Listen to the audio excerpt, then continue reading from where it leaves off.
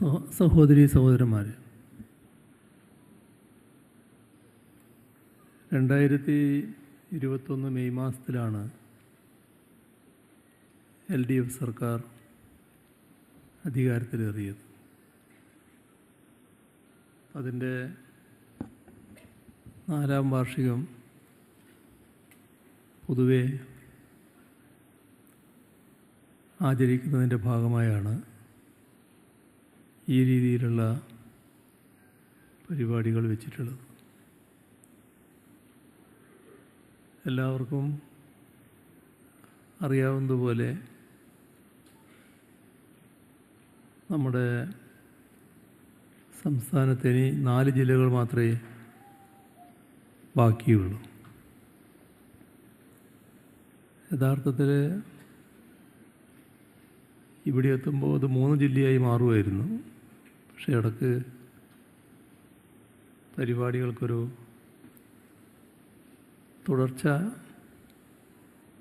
നഷ്ടപ്പെട്ടു. നമ്മുടെ രാജ്യത്തിൻ്റെ പ്രത്യേക സാഹചര്യം പരിപാടികൾ താൽക്കാലികമായി മാറ്റിവെക്കുന്നതിനിടയാക്കി.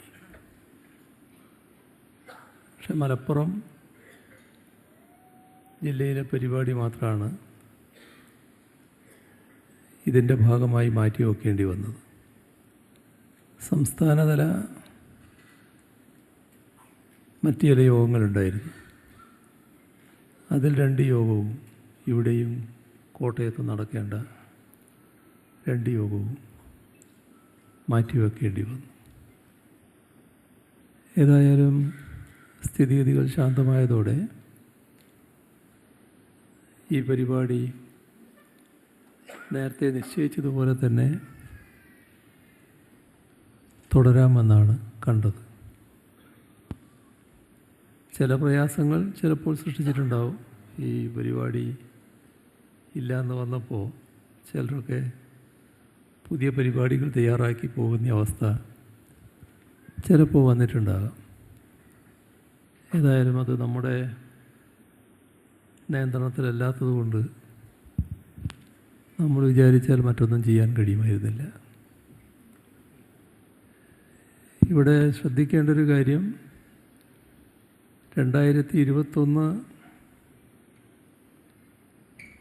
മെയ് മാസത്തിൽ അധികാരത്തിൽ വന്ന സർക്കാർ എന്ന് പറയുമ്പോൾ ആ സർക്കാർ 2016 അധികാരത്തിൽ വന്ന സർക്കാരിൻ്റെ തുടർച്ച എന്ന നിലക്കാണ് ജനങ്ങൾ കാണുന്നത്.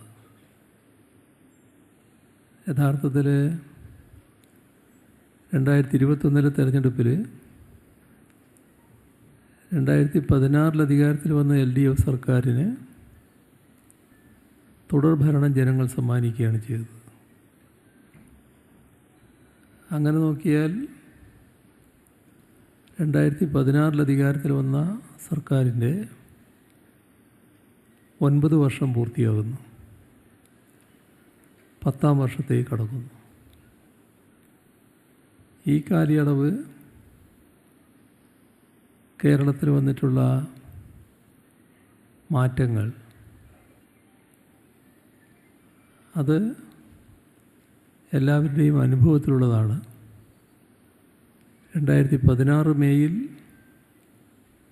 എന്തായിരുന്നു അവസ്ഥ,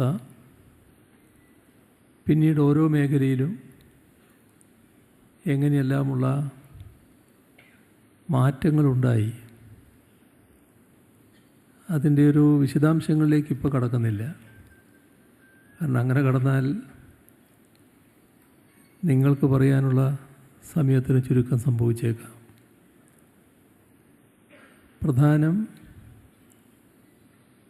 നിങ്ങൾ പറയാനുള്ള കാര്യങ്ങൾ, നിങ്ങളുടെ നിർദ്ദേശങ്ങൾ കേൾക്കുക എന്നുള്ളതാണ്.